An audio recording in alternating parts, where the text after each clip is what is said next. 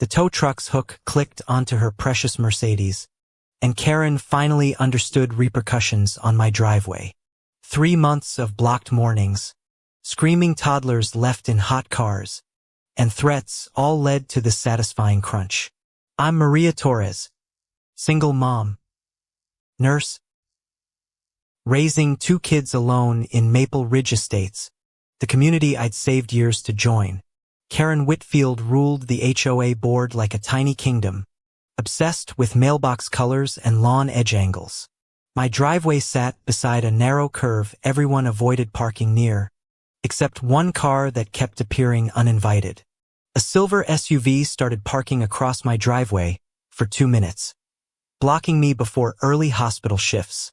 I later learned the driver was Karen's nephew, visiting daily to drop off her dry cleaning errands. I left a polite note asking him to stop blocking my driveway. He laughed and crumpled it outside.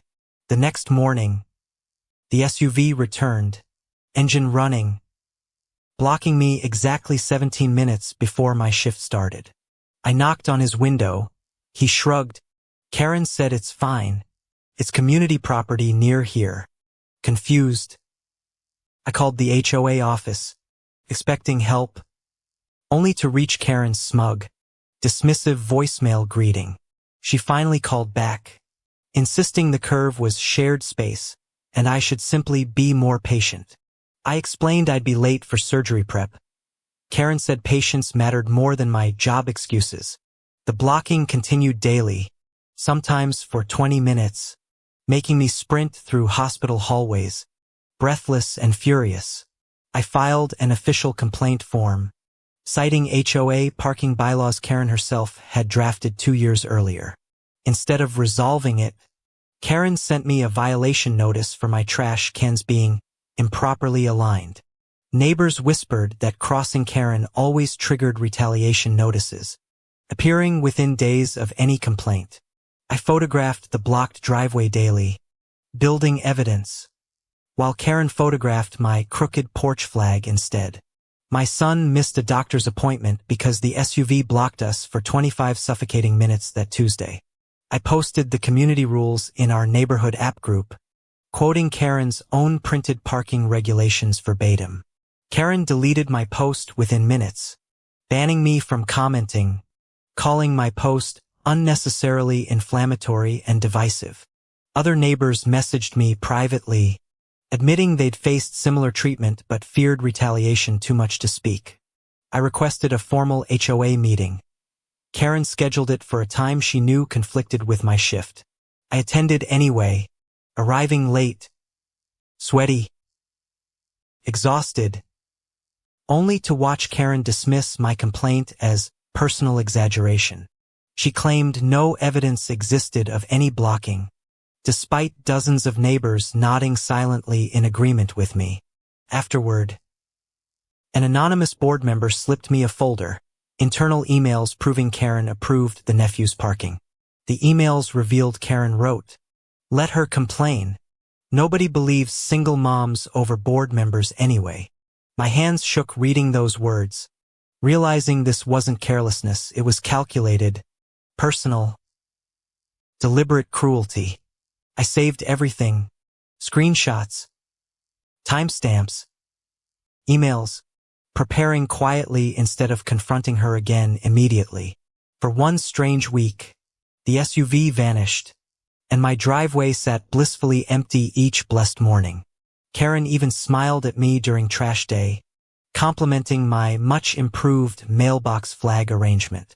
I almost believed the nightmare ended, letting myself relax, until a new violation letter arrived unexpectedly.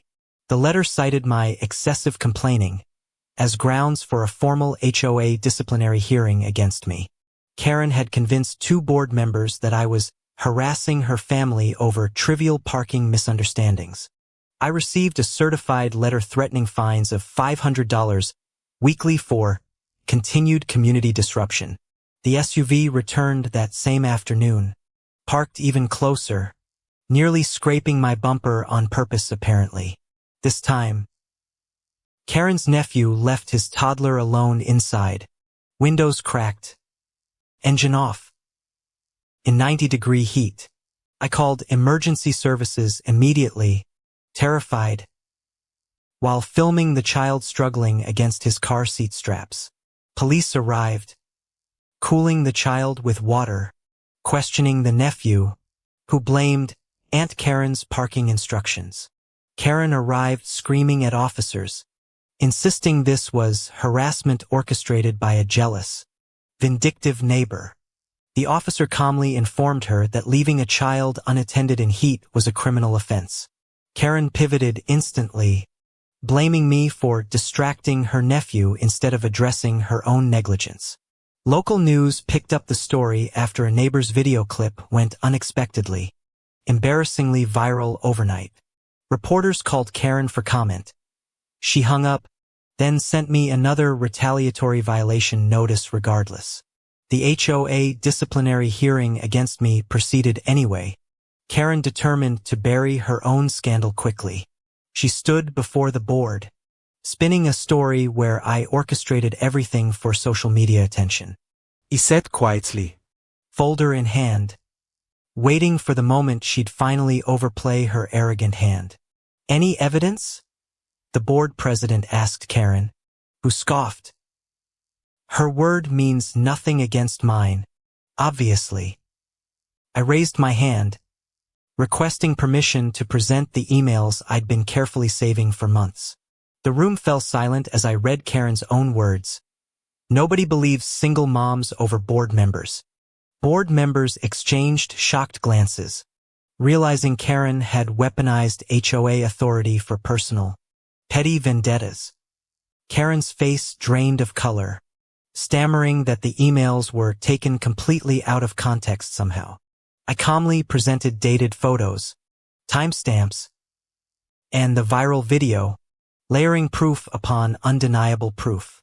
One board member admitted receiving similar threatening messages from Karen after questioning her decisions previously too. The county's child welfare office confirmed they'd opened an investigation into the nephew's negligence separately.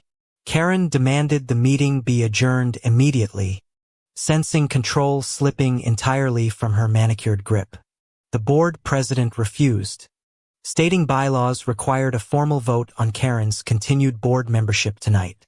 Neighbors who'd stayed silent for years finally stood, sharing their own stories of Karen's quiet tyranny. The vote began. Hand after hand rose against Karen, each one a small, overdue rebellion. Karen shouted that this was mob mentality, that she'd built this community from absolutely nothing herself. A founding member reminded her the community existed decades before she ever moved onto this street. The final count showed unanimous removal, stripping Karen of her HOA presidency effective that very night. Karen stormed toward the parking lot, vowing lawsuits, revenge, and regretting this decision for years. Outside, her Mercedes sat exactly where her nephew always parked, blocking the fire lane by accident. A tow truck, called earlier by furious neighbors, arrived precisely as Karen reached her vehicle. That's illegally parked, the driver stated flatly, hooking her car despite her frantic, screeching protests. Karen screamed that she was the HOA president, unaware everyone nearby already knew that wasn't true. Phones filmed everything, capturing her meltdown, later trending online under Karen Meets Karma, within hours. The tow truck pulled away, Karen chasing it briefly in heels before collapsing onto the curb, defeated.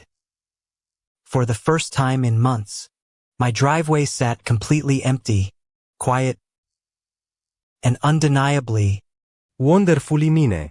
The new HOA board rewrote parking bylaws that week, banning temporary stops, blocking any resident's driveway entirely. Karen moved away quietly within 2 months. Her house sold with suspiciously repeated motivated seller listings everywhere. Now my kids play safely in our driveway, and every morning I back out free, unblocked, victorious.